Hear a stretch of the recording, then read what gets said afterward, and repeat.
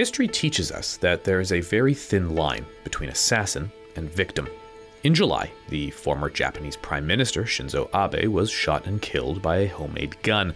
In August, a lone attacker stabbed author Salman Rushdie in New York as he took the stage in a crowded room. In September, a gunman attempted to shoot Argentina's vice president, Cristina Fernández de Kirchner, but failed when the gun jammed. Close protection security professionals live in split-second situations, moment to moment, hoping that their reaction time is better than a would-be assassin's.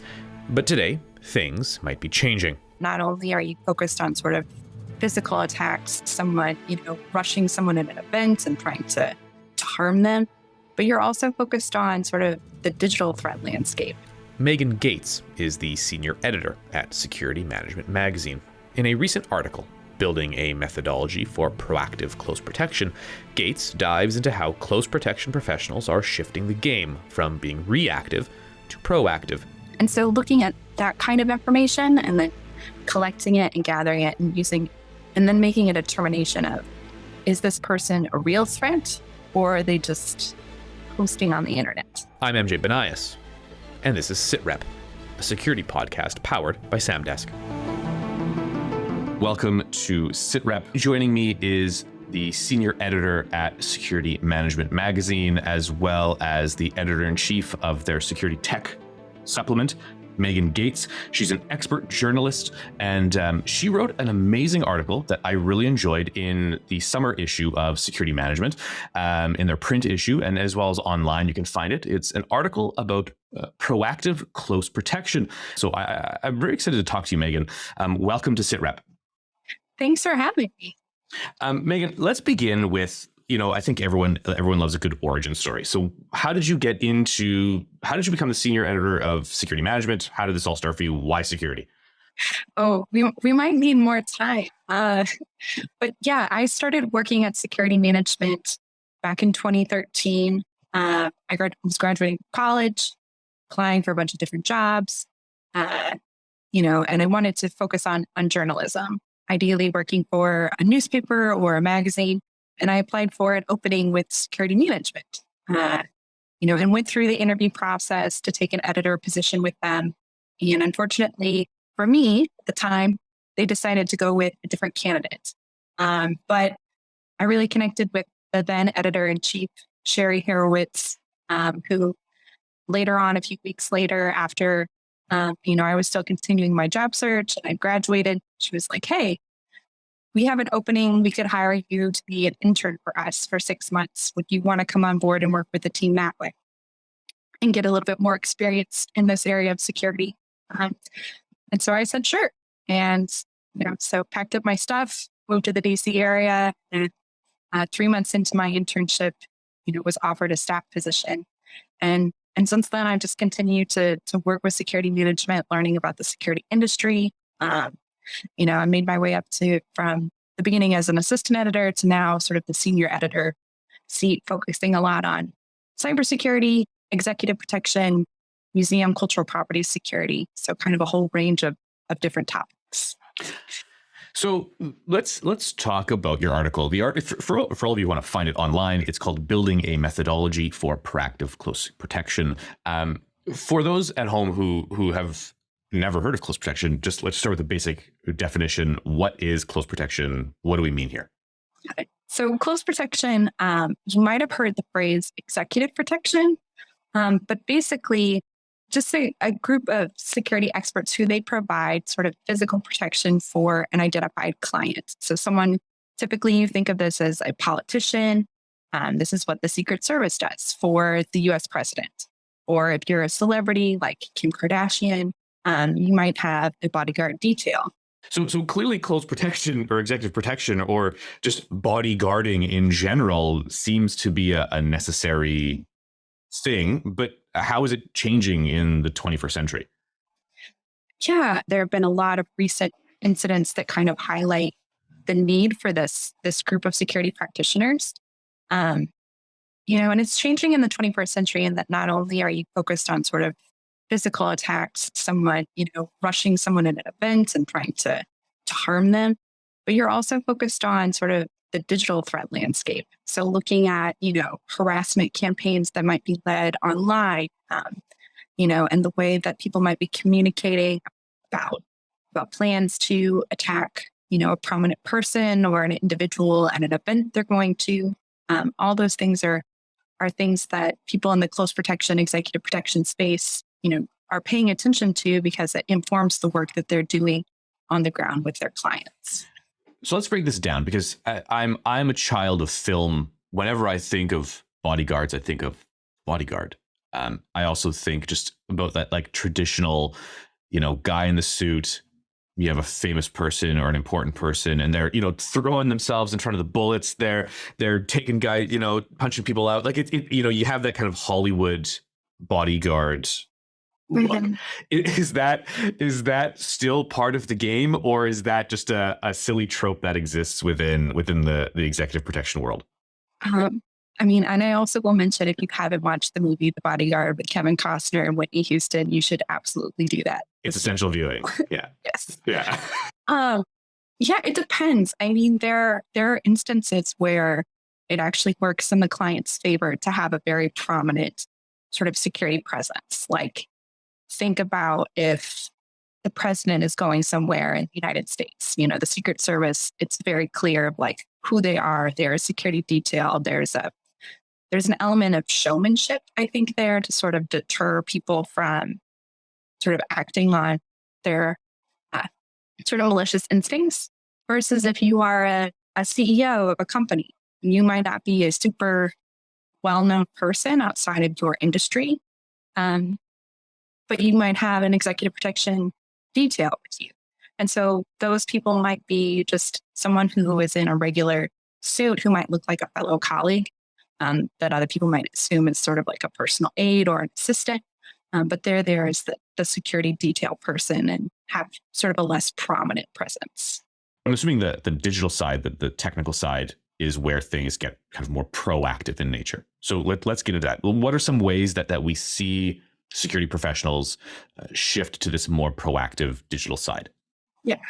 And that's actually a good point, because that was kind of the crux of my article. It's really speaking to Philip Grendel. He's a former, worked at Scotland Yard, and he has gone on to found this threat intelligence institute called Diffuse that focuses exactly on that. And it was based off of the idea that, in the 90s, these two researchers worked with the U.S. Secret Service to kind of look at how people carry out attacks on prominent people, focusing specifically on presidents and the presidential detail. And they identified, that prior to an attack, a lot of people engage in sort of similar behaviors where they might scope out the person that they are wanting to attack. They might go and, look around at their home or their office, try and follow their movements to sort of learn their patterns. They might also keep diaries or write letters, sort of highlighting their fixation on someone and sort of a grievance that they might have with this individual, sort of laying the groundwork to threaten them and then carry out an attack. And so in the digital landscape now, with social media, with the internet, we're seeing more of sort of this happen online. You can see, people's social media posts, complaining about. Recently, we've had some incidents of individuals wanting to attack FBI agents. So posting about on Truth Social, their sort of grievances with the FBI, and they want to carry out or harm people. And so looking at that kind of information and then collecting it and gathering it and and then making a determination of, is this person a real threat, or are they just posting on the internet? So one thing I found very interesting in your article, and I believe it was from Grindel at Diffuse, was this idea where if there was someone who was a potential threat, they would bring them in to speak to the individual who needed protection, to like vent their concerns and like have a conversation with the hope that that person would then literally just like calm down. Yeah, no, that was a fascinating part of our conversation when I interviewed him, because he talked about how at his company, they provide threat intelligence services to lots of different clients and people who are in the close protection space. And yeah, they've had instances where they've identified someone and they think this person could be a threat. They seem to have sort of a clear grievance. We'll reach out to them and see if we can talk to them in a constructive manner and in a safe environment so that you're maintaining that trust with that individual. Because if you breach that trust, if you make them feel like sort of the tables were turned on them, it could become really disastrous and actually sort of further exacerbate the problem rather than, dealing with it in a constructive manner. This is definitely sort of a hot topic is you have significant, especially in the West, significant sort of political divisions. You have an increase in sort of populism as a movement in whatever direction. And I don't want to get into it here, but have you noticed that there have been more incidents than previously due to sort of this inflamed division that exists within sort of Western political frameworks? Do you feel like there's more people who are willing to take that extra step to actually cause physical harm versus, let's say 30 years ago when things were a little more calm? Yeah. Well, I think, and this is something I asked, people when I was interviewing them, because I think it's always important to talk about. It's like, is this thing a thing that is happening more, or do we just have the ability to know that it's happening more? And then I think in this instance, it might be that it is happening more. Talking to Philip and then a couple of other people, because most of the people that I interviewed for this story are based in the UK, and they were talking about how during Brexit in 2016, just the rhetoric in the UK became really toxic. They saw spikes in reported crimes across almost nearly every category. They've seen similar things, since the COVID-19 pandemic began. But there wasn't a clear consensus of kind of why we're seeing this. Yes, politics is very divisive right now. People are very divided. And there's also a lot of anger, and people are very able to spread that online and sort of fan the flames of, and maybe encourage people or escalate them on sort of that path to violence. And there's also increased opportunity to sort of know what people are doing and what they're up to. You can go online and look up what a politician's schedule is for the day. And if you wanted to go and sort of stake out their event and cause harm, your ability to collect information to be able to do that is a lot greater now because we have the internet than it was, say, 30 years ago. Yeah, I was going to bring that up. You recently wrote an article about accelerationism and this whole online culture that exists that attempts to push people to kind of keep going down a conspiratorial rabbit hole maybe or to pursue sort of ideological frameworks that kind of now become dangerous to eventually becoming actually physically dangerous. Do you think that also plays a role here? I'd love to know if there's like a direct causal link here between potentially an increased sort of risk to politicians and increased risk to some executives and then sort of these accelerationist movements that occur. I think we can't necessarily say that it's causation, but I think you could say that there is correlation. These two things are happening at the same time. And it reminds me a lot of security management. We focus a lot on sort of terrorism. And for a long time, obviously, it was sort of outside of the US or outside of the UK, the terrorist threat from abroad, and how different terrorist organizations were using the internet to sort of spread their ideologies, their extreme beliefs, and recruit members from all over the world. And now we're seeing similar tactics being adopted by sort of people who might have more of a domestic terrorism agenda. I wanted to kind of jump to the conclusion of your article. What are some practical things, if we can talk about that, that are kind of shifting and changing in this world? Yeah. Well, as you mentioned, sort of this kind of new awareness and further discussion about the need to be more proactive, to do more of the intelligence collecting and gathering before your client ever even steps out the door, so that you are prepared to sort of meet the threats that they might be faced with, and a broader understanding of what that threat landscape looks like.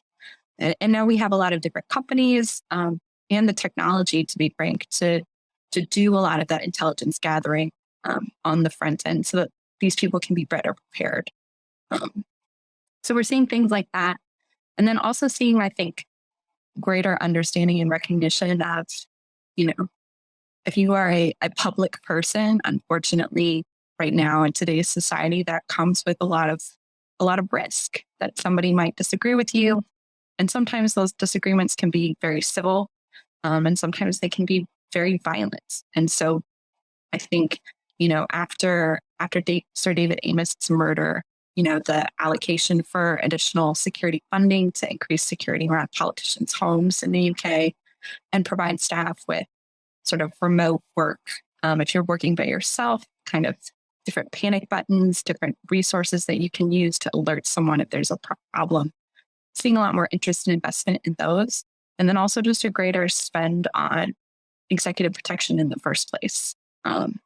More prominent CEOs are spending more money on these resources, as well as, more members of Congress in the United States are also looking, either they've been assigned a security detail because of a specific threat level that they face, like the January 6th Commission, or they're hiring their own.